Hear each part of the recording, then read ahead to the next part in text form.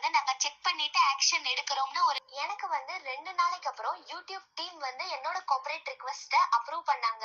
பாருங்க, கார்ப்பரேட் கொடுக்கும்போது அந்த 3 மிஸ்டேக்க நீங்க பண்ணீங்கன்னா உங்க சேனலுக்கே ப்ராப்ளம் வந்துடுறீங்க இல்லையா? ஃபர்ஸ்ட் அது உங்களோட வீடியோவா இருக்கணும், உங்களோட ஒரிஜினல் கண்டென்ட்டா இருக்கணும். வீடியோ வந்து சொந்த வீடியோவாக இருக்கணும், டவுன்லோட் பண்ணி போட்டிருக்கணும். லைவுக்கெல்லாம் ஒன்றும் கிடையாது. லைவை வந்து பேசுகிறது நம்ம முகத்தை மறைச்சி போட்டதெல்லாம் ஒன்றும் காப்பிரைட் ஸ்ட்ரைக்கே கொடுக்க முடியாது. லைவுக்கு யாரும் கொடுத்ததே கிடையாது. ஓன் வீடியோ மட்டும்தான் காப்பிரைட் ஸ்ட்ரைக் கொடுக்க முடியும். ஃபஸ்ட்டு ரூல்ஸ் என்னென்ன இருக்குன்றது படித்து பாருங்கள். வீடியோவை வேறவங்க யூஸ் பண்ணிட்டாங்கன்னா கார்ப்பரேட் கொடுக்க முடியாது. அதுக்கப்புறம் நீங்க பொய்யான கார்ப்பரேட் ஸ்ட்ரைக்கும் கொடுக்க கூடாது. அப்படி ஒருவேளை நீங்க இந்த தப்ப பண்ணீங்கன்னா உங்க சேனலுக்கே ப்ராப்ளம் வரும். அதனால கவனமா இருங்க. ஒரிஜினல் கண்டென்ட்டுக்காகத்தான் நீங்க கார்ப்பரேட் கொடுக்குறீங்களான்னு பாருங்க. பொய்யான கார்ப்பரேட் கண்டென்ட்லாம் நீங்க கொடுக்காம கரெக்டா கொடுக்குறீங்களான்னு செக் பண்ணி டெய்லி யூடியூப் ஓப்பன் பண்ணோம்னா இந்த மாதிரி ஒருத்தவங்க எடுத்து போடுவாங்க. அவங்க வந்து கிளிப்ஸை கொஞ்சமாக போடுவாங்க, வாய்ஸை போடுவாங்க, வீடியோவாக போடுவாங்க.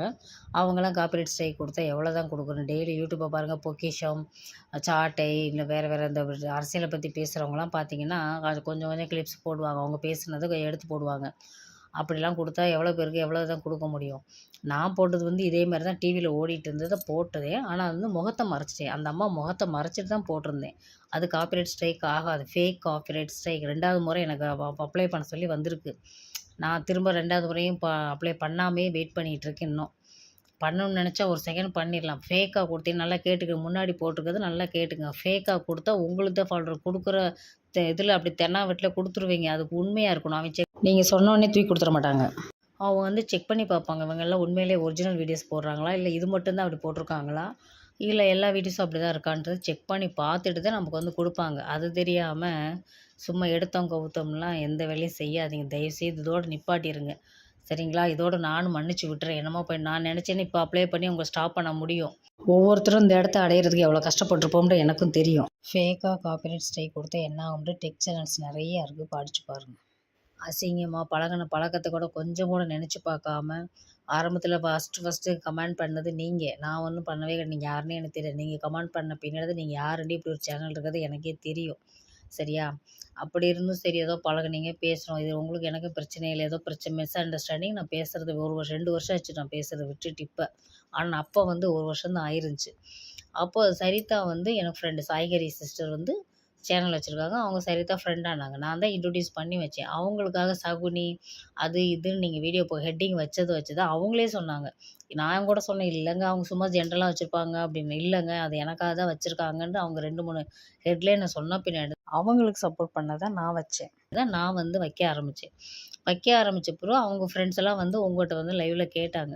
நீங்கள் எதுக்கோ என்னென்ன பிரச்சனை நடந்துச்சு, சண்டை ஆயிடுச்சு, பிரச்சனை ஆயிடுச்சு, டைம் அவுட் கொடுத்துட்டீங்கன்னு வந்துட்டாங்க. திரும்ப வந்து சேனா என் லைவுக்கு வராமல் தான் நீ யாரோ நான் யாரோ இருந்திருக்கோம். சேனாவை நான் என்னைக்கும் பேசினதில்லை, அது என் லைவுக்கு வந்ததில்லை. அன்னைக்கீண்டு எனக்கு வந்துச்சு, நான் பேசினேன், முடிஞ்சு. நீ அலையா விருந்தாளியா நீ வந்துட்ட, நீ ஏன் வரணும்? உன் லைவுக்கு என்னைக்கா நான் வந்திருக்கேனா? அது மாதிரி நீ ஏன் வரணும்?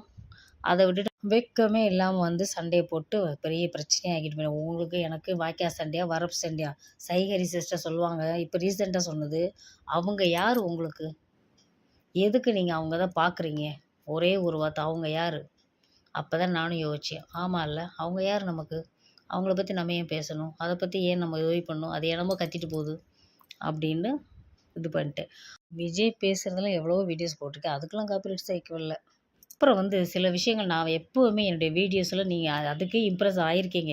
பெண்கள் வந்து முன்னேறணும், பெண்கள் வந்து அடிமையாக இருக்கக்கூடாது, சம்பாதிக்கணும், அவங்க காலில் அவங்க நிற்கணும், ஒரு வருமானம் இருந்தால் தான் மரியாதை கிடைக்கும் அப்படின்றது எப்பயுமே ஸ்போர்ட்டிவாக இருக்கணுங்கிறதுக்காக பேசுவேன். ஏன்னா நம்ம வந்து ஹவுஸ் ஒய்ஃபாக இருக்கிறனால அதில் அனுபவிச்சதுனால எல்லா பெண்களும், என் வீட்டு பெண்களாம் சரி, வெளியில் இருக்கவங்களாம் சரி, எல்லாருக்கும் ஒரு மோட்டிவேஷனாக இருக்கணும் தான் நான் எப்போவுமே மனதில் உறுதி எனும் கண்ணின் மணியே கண்ணின் மணி சாங் கூட நான் எப்போயுமே வைப்பேன்.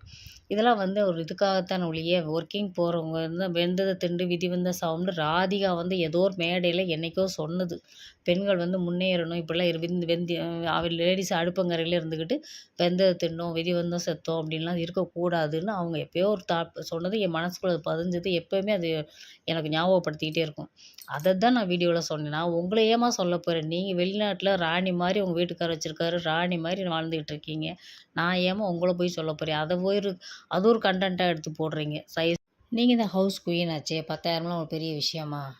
எப்போ பாரு லைவில் என்னை பற்றி திட்டுருக்குனீங்கன்னா திருச்சி சாதனாவா, சூர்யாவா?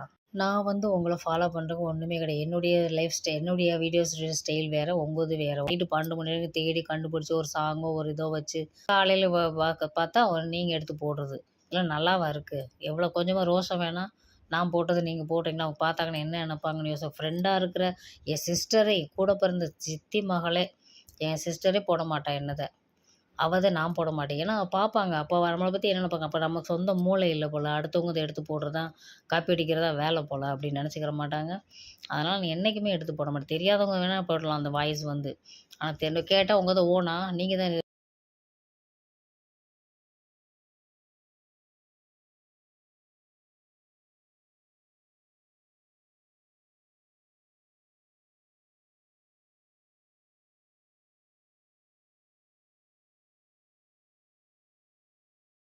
காப்பிரைட் வாங்கி வச்சுருக்கீங்களா அப்படின்னு கேட்குறது. உங்களோட சொந்த வீடியோவா, உங்கள் லிரிக்ஸ் ஒன்றதா அப்படின்றது.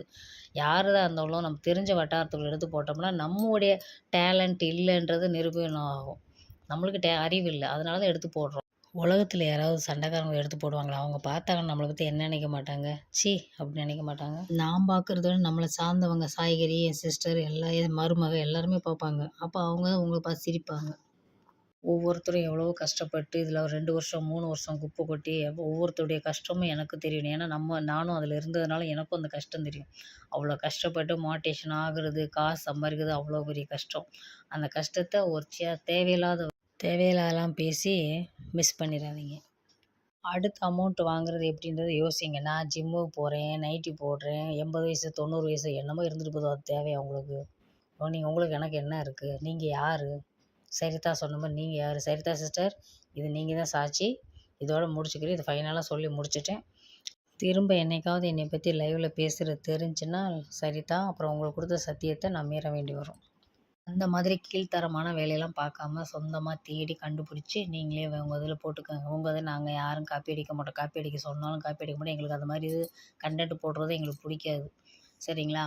இதோடு முடிச்சுக்குருவோம். நீங்களே என்னை பற்றி பேசக்கூடாது, எந்த இதுலேயும் பேசக்கூடாது. நான் உங்கள் ஃப்ரெண்ட்ஸ் ஆகட்டும், சால்ரா போடுற அந்த குரூப் இருக்கே அந்த குரூப் ஆகட்டும், நீங்களும் ஆகட்டும், உங்கள் லைவ்ல எதுலேயும் எந்த நிமிஷம் இப்போது எப்படி இருக்கீங்களோ அப்படியே உங்கள் இது வேலையை பார்த்துட்டு போங்க. நான் என் வேலையை பார்த்துட்டு போகிறேன். இது அன்னைக்கே சொல்லணும்னு நினச்சி இது 2வது முறை எனக்கு மெயில் வந்திருக்கிறதுனால திரும்ப சொல்ல வேண்டிய சூழ்நிலை. இதை வார்னிங் பண்ணுறேன் நான். இதை வார்னிங் எடுத்துக்கோங்க. இனிமேல் இந்த மாதிரி தேவையில்லாததுக்கு ஃபேக்கு காப்பிரைட் ஸ்ட்ரைக்கு இந்த மாதிரி யார் என்னை பற்றி தேவையில்லாமல் பேசுகிற வேலையெல்லாம் விட்டுட்டு உங்கள் வேலையை மட்டும் பாருங்கள். எப்படி அடுத்தடுத்து போகலான்னு யோசிங்க.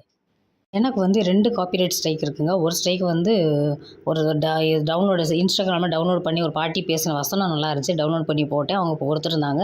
ரிக்வெஸ்ட் பண்ணி கிட்டத்தட்ட ரிமூவ் பண்ணிட்டாங்க. இருந்தாலும் அது 90 டேஸ் இருக்கும். அதனால் ஒன்றும் பிரச்சனை இல்லை அப்படின்னு சொல்லி வந்துருந்துச்சு. அது வந்து முடிஞ்சிருச்சு, அவ்வளோதான். இவங்க 2வது தடவை கொடுத்துருக்காங்க. காப்பிரைட் ஸ்ட்ரைக்லாம் ஆல்ரெடி நாங்கள் பார்த்துட்டோம்மா, புதுசாக ஏதாவது பண்ணுங்கம்மா அப்படின்னு மாதிரி ஆயிடுச்சு. அவங்களா டவுன்லோட் பண்ணி போட்டேன். அது தப்பு என்னது? ஓகே பெர்மிஷன்லாம் போட்டேன். உங்களது என்னத்தை போட்டேன் நீ கொடுத்த ஃபேக்